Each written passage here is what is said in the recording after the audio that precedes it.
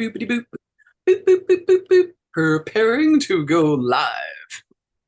It's us. Me and Julia going live. There we are.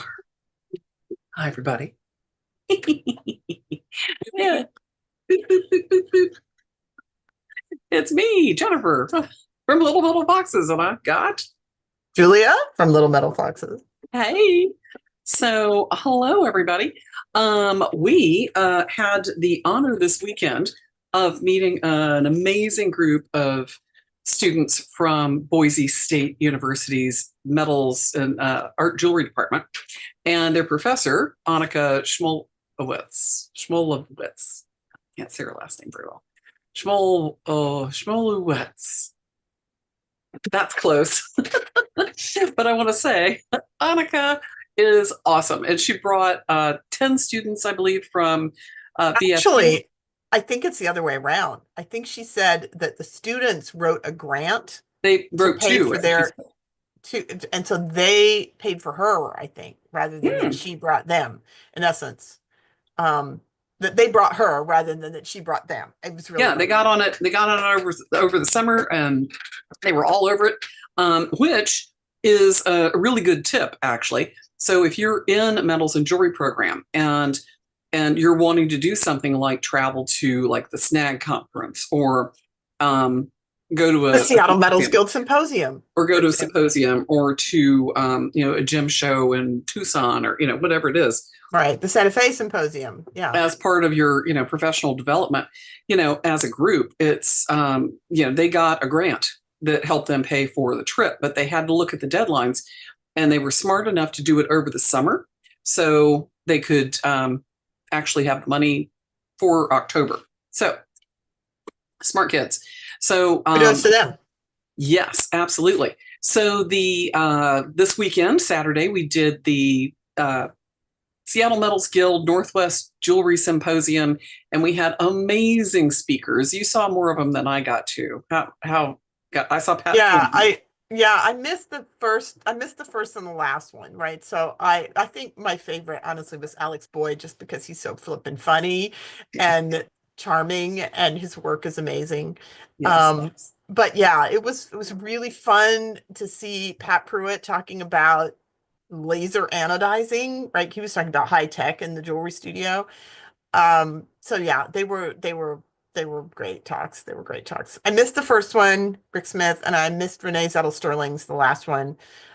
Only because we should make it clear that the main reason that we were missing the talks is because we were running the silent auction. Exactly. So exactly. And thanks to all the presenters that had donated too, because that was it really helped us out a lot. One of the things we were very lucky to be able to do, because we did have so many students at the symposium this year, we were able to sort of give them a little bit of special treatment and say hi. But we asked them for their tool tips, and that video is loaded separately, and it's on Instagram if you want to go take a look. But they were very kind to do just sort of a roundhouse of tool tips. And right, little impromptu. Yeah. Kind of went over to the corner. There's a lot of background noise, but you can hear what they say, which is nice. Yes, absolutely. And they were adorable. I wanted to adopt them and bring them all adorbs. I know. Adorbs, all of them. Love the enthusiasm and the infectious enthusiasm of new people to the field. It makes it, I don't want to say that I'm jaded, but I've been doing this for long enough that it's just really nice to have somebody who's really excited remind me how much fun all of this really is. Yeah. Well, it's not that I don't think it's fun. It's that I've forgotten that early, though I did kind of have that recently when I took the class with Jeanette Kane. Shout out to Jeanette Kane's Jewelry Arts Inc. in New York City, doing the die forming. Right. That was really fun for me to go back to do, being really excited about learning something new. So being a student again, it's always good to do both, right? Like, it's good to learn new things, and it's good to share what you've learned. And so that was kind of what we were doing with these kids. It was we say kids, I mean, they're all adults. Yes. But, they seem like kids to me. Yes. Because they're probably a third of my age. They're the babies. The baby chulas. Baby middle. Yeah. We love some baby-julas. Yeah, but shout out to Boise State and to Annika. And so, and congratulations to Annika. She has been there for over 20 years now. So congratulations, because that's a lot of work. And I know that it is, a tremendous legacy, to leave with those kids. And after 20 years, you realize, I was realizing this week because one of my students from Savannah College of Art and Design is one of the artists in the River Arts District in North Carolina that had her studio in Asheville. Yeah, in Asheville, right, along with about 120 other artists that were in that River Arts District. So they've lost a lot. But I realized she was like, I've just lost 30 years worth of, tools and equipment and art. And I was like, oh my God, it has, you realize it's been 3 decades that I have had students. Mm-hmm. Like, oh, wow, So yeah, it's amazing when you realize that it's like, that many people. Yeah. All those lives you've touched, Jennifer, all those students you've inspired. It really is humbling. It's really humbling, I have to say. But it was great to meet, Annika and her crew, like Red and Fiona and Taylor and OJ and Elise and who just is, they were just amazing. And Ambrielle and oh gosh, I know I'm missing a couple of people, but they were really awesome. So thanks to them. But this is kind of what the tips were. So Fiona had mentioned that she likes using the liner tools as a way to get into narrow areas to set rivets. And I was like, well, that's brilliant. Getting something thin in there and then tapping down, kind of offsetting, mm-hmm. the tool so you can set the rivet. And I was like, that's brilliant. I've never probably run across that problem, but it's a great solution, to sort of keep in the back of your mind. So if you've got something that's like, kind of inside a curve or underneath something and you need to get in there with something to set a rivet, like if I'm setting a rivet on a ring, I'm usually using, the ring mandrel on the inside, putting the rivet on from the inside using the ring mandrel, and then hitting it, from the top so you don't squish the ring. But using a liner to do that for other undercuts and things like that is really smart. I was really impressed. Yeah, I think she was talking about getting between, like if the impression I had, and of course, narrow areas, but like between stones. Like, so if you have bezel set stones, you would, there'd be just enough room to get a liner tool in there. But I thought that was a really, this is the thing, you can learn. Absolutely. You can learn from the brand new people. Absolutely. They do something different because they see a problem and they're like, I'm going to solve it with what's at hand. Exactly. And which brings up Elise, because Elise's tip was, she really likes working with things that are readily available, like that you could pick up at, in the kitchen or, in a junk drawer or at the hardware store. Like she had mentioned using washers, like for the hydraulic press to make different shapes and to be able to use just, ready found objects and not having to, go out of your way to find objects that are interesting, which I thought was cool. Or using something like a rolling pin for a mandrel. Right. So, rolling pin for a mandrel is great. Like, go to Goodwill. I have one right here. In fact. Yeah. Right here. Here's my rolling pin. Boom. And I took and it's a solid wood, and I took the one end and made, carved a point so that, I could use it to shape other kinds of things. But you can see how scarred up it is. Yeah. Because it's been used to straighten twisted metal or, form cuff bracelets or whatever. So, it's like a solid wood rolling pin is actually a real pain in the ass to roll pastry with.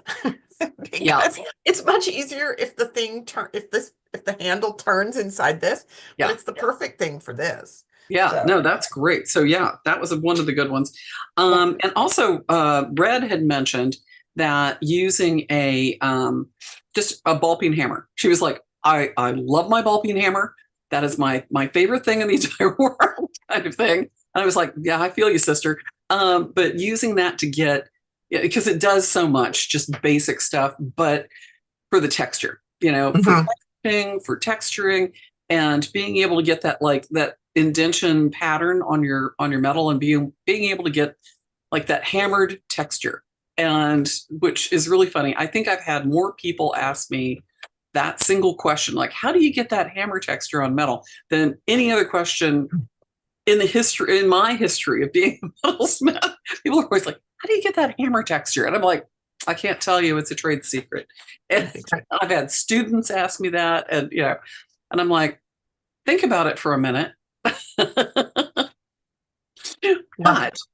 But those were really good. So interestingly enough, hammer texture in different formats did come up in Alex Boyd's talk, because somebody was asking how he got this very deep cratered texture on one of his cuffs. And he's like, oh yeah, it was super thick.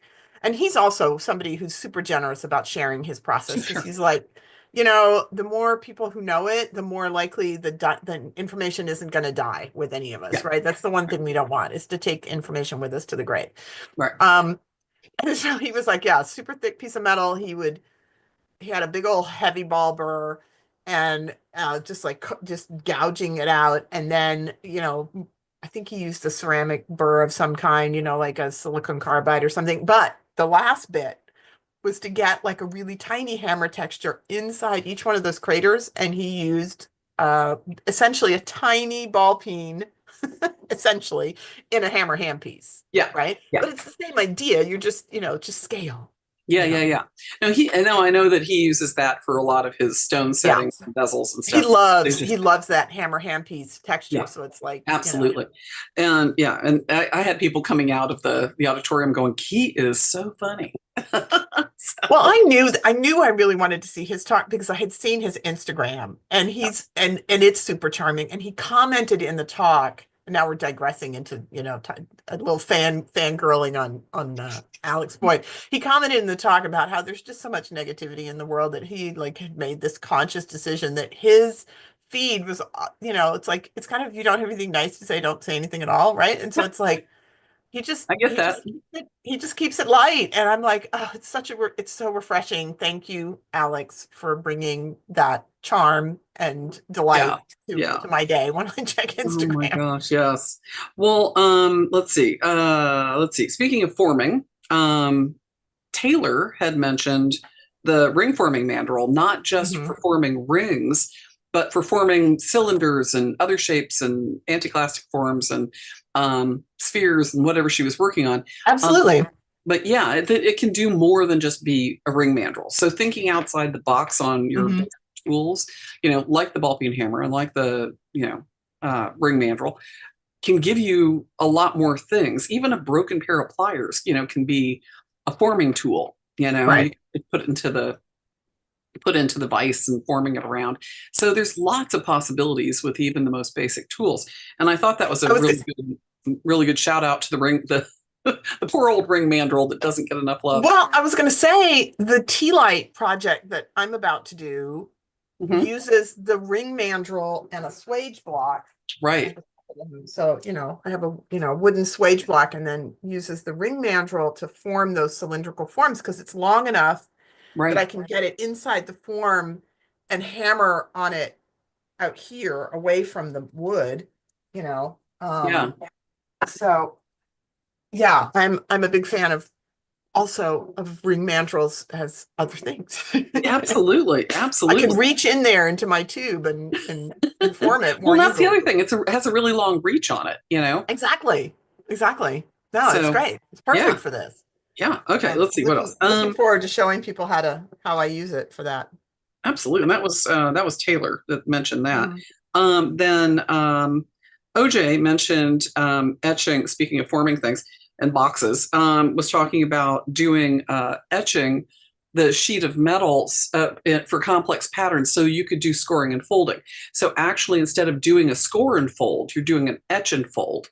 So putting into the metal deep enough so you can get a cut-in line that allows you to do more complex shapes and curves, which can give you really lovely boxes and patterns. So if you've got, a box pattern that you're using repeatedly, and you've got something that you're transferring onto the metal, it makes it so much easier to be able to replicate that over and over again if you're etching it and scoring and folding every time.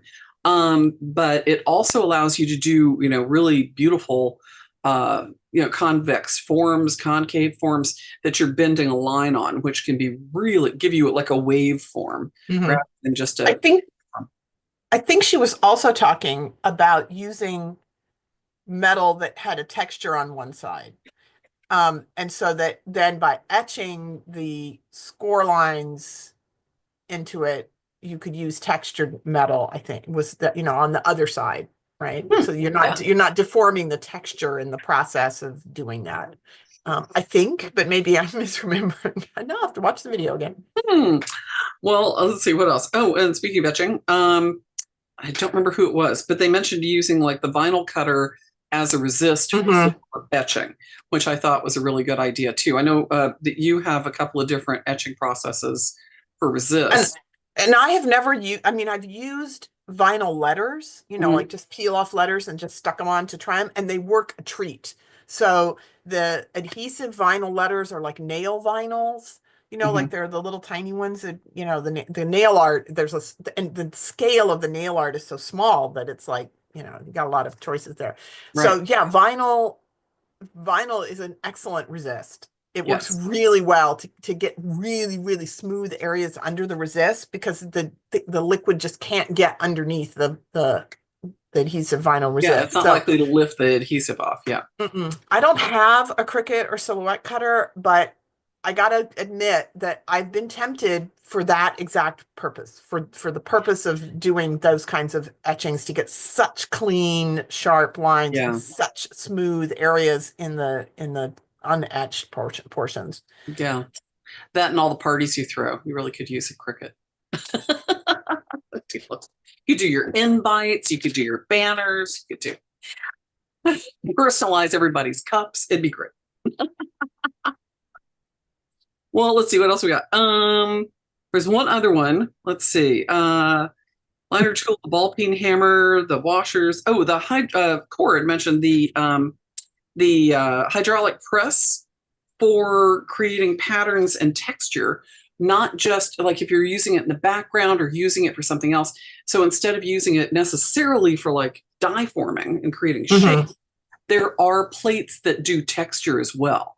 And you can like make your own plates, and, by they were talking about grinding into like the plexiglass, with your burrs to create different volumetric shapes in like plexiglass, and using those to create texture and push it in, which I thought, I think people forget about that, because that is a great tip for the hydraulic press when you're trying to get like really interesting like drawn forms or textures, just using your burrs on a thick plexiglass to be able to and I haven't done that. I don't have a hydraulic press. I haven't done that, but I suspect that as long as you didn't go too deep, you're going to end up keeping the sheet a lot flatter, because one of the downsides of the rolling mill is that A, it stretches the sheet, and B, it burns it. So you have to sort of make yard goods when you're making the texture, and then you have to cut it or do something else to it.